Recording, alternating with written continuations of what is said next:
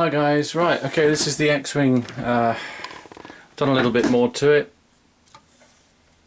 Basically, you can see right in there, I've filled in the small tube. Let's just take the wing assembly off. And that's basically what we have. It's very simple. It's the sort of method I've been using on most of my models for some time. So we've got the main stand, and we've got a smaller telescoping tube that fits in there, which means that the wire goes down through here, and the model can be moved around and spun into whichever position the owner would like. So if I put that back on there, that gives you an idea with the wings in place. That's obviously, I would imagine, how Stuart's going to want it. We all want X-Wings in flight, don't we? They just look better in flight with the wings open. Yeah.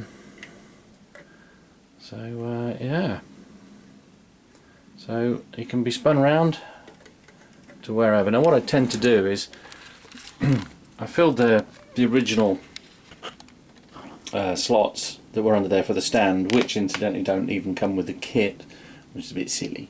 But anyway, I filled those with filler, as you can see in there. If I move this little hinge mechanism back, so you can see down here I've filled all this in, and then I sort of re-drilled through there for the main stand. It goes up through the bottom there, and then filled and filled and filled with this is with 5-minute epoxy, but I'm going to pack that out with glue. Two reasons: one, it makes this nice and solid underneath here. It makes this this main stand nice and solid.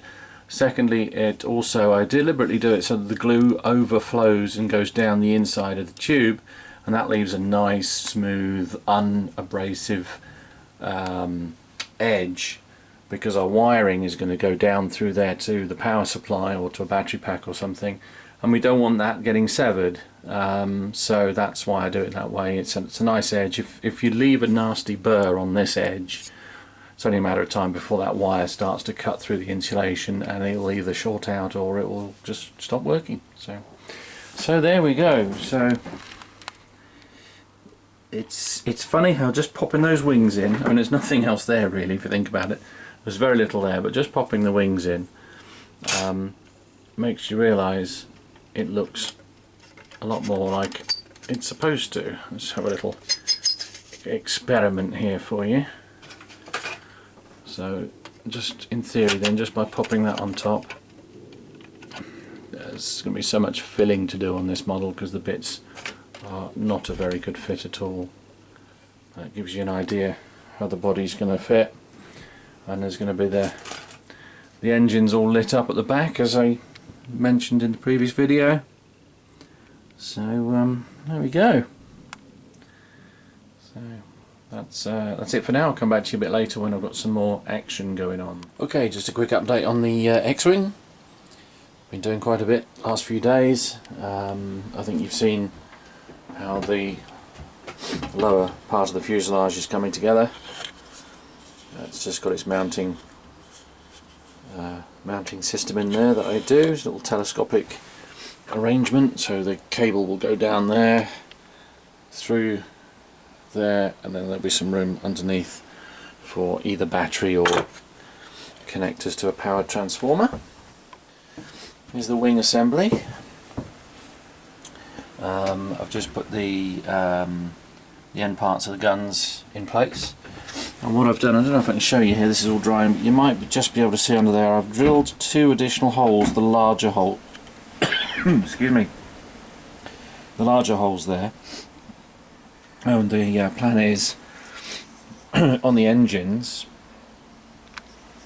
there's going to be an LED in there, the cabling wiring is going to come out of the back there, and it's going to go into the main engine housing, and then it's going to pass in through the hole, and then again through the side into the internal workings of the hinge, and then obviously down to connect up to a battery or power source. So that's the plan there. I think I can probably just show you that side. Yeah, so you can just see the bigger holes that I've put on the insides there, and then I'll just work them into the fuselage. I've painted the internal or the interior cockpit, and I've added some holes and light blocked it. So what I'm going to do is, as you can see there, you can see all the lights shining through on the cockpit there. So actually there's a bit of a, I need to put a couple more in there, trying to check. It looks like a bit of a pattern there, there's not meant to be, so I'll put some more in there. They won't necessarily all be lit.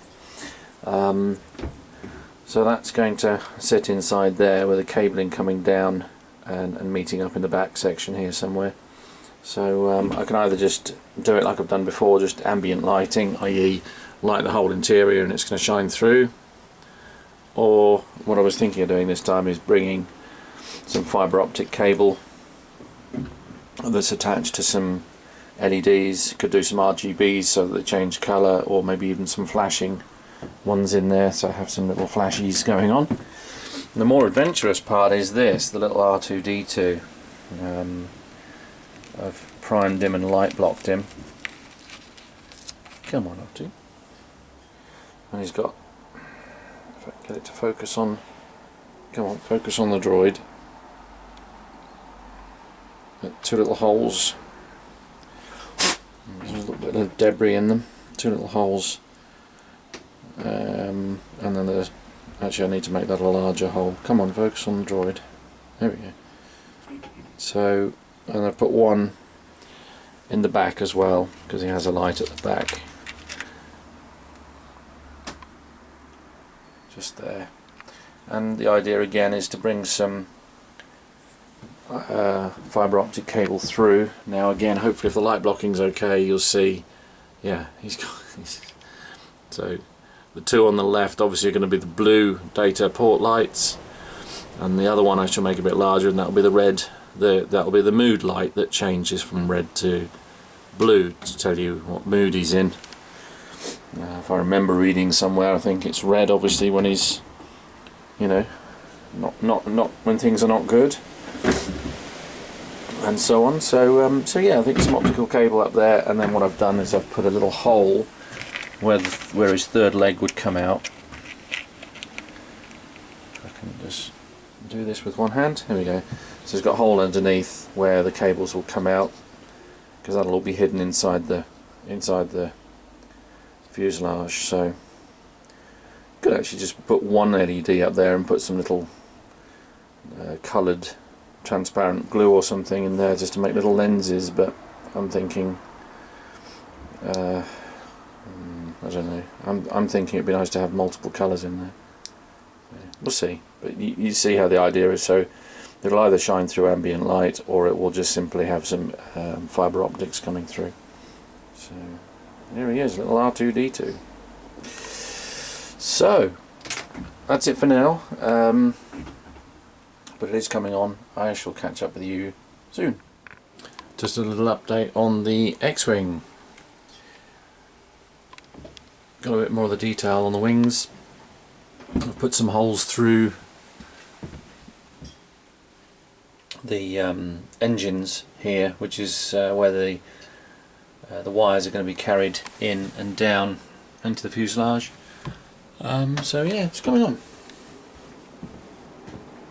Just a little update on the X-Wing. I've got some test LEDs now, just held roughly in place where the motors are going to go. The wiring goes through the little engine bay, and then it's going to come into the fuselage. I've made two little U-shaped holes there at the sides, not the one in the middle, but that one and that one over the edge, to take the cabling. So I'm just soldering these up for the moment. I'm just going to put some insulation tape on there, and we'll give it a little try, just see what it's going to look like. Okay, so I've just taped everything in place. Just got some very crude rough wiring, just for testing purposes, hooked up to my power supply. Now these are 12 volts LEDs. I'm running them at 9 just to make sure we don't blow anything up. Some LEDs tend to burn out early, so I'm just running them at 9 for now. Might try them on 12. They're resisted down for 12 volts, so should be okay. But anyway, time to switch it on and see what it looks like. Now, okay, so we've got contact, they're all on. Okay, let's see what it's like with the big light on.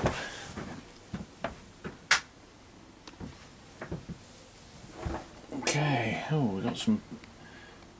Okay, we've got some powerful engines there. Now they're not pointed the right way. They all need sorting out, but it just gives you an idea. Obviously, the engines are going to go around underneath each one, like something like that, and they're going to be inside each tube like that, and they'll be covered up, something like that. So you get the idea. So generally, I think that's going to work. So we can get another one in there, just to balance them. So you get the idea.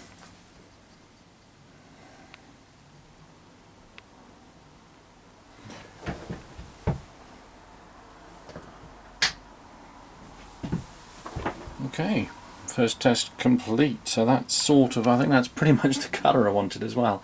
That's not bad, because it's supposed to be a sort of, they're not red, they're not white, they're sort of pinky colour really. So yeah. Anyway, first test. Back soon. Okay, I've done a little bit of redesigning here. These are the engines as they stand at the moment.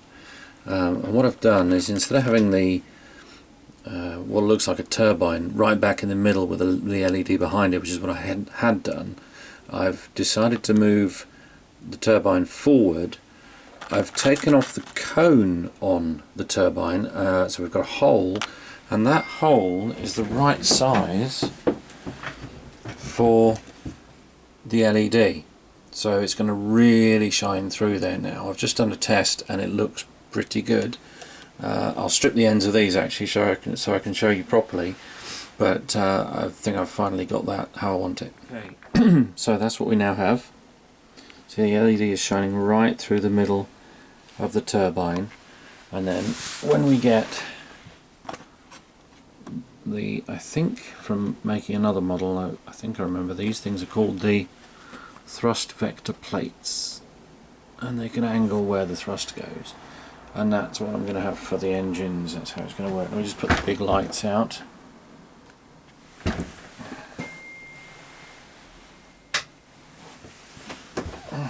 Okay, make it a little darker in here. Hold on, I'm just going to shut the door.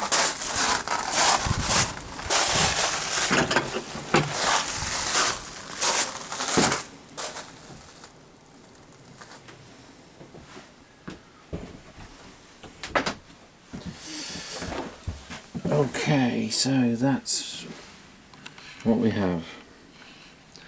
That's going to be how I'm building the engines for the X-Wing.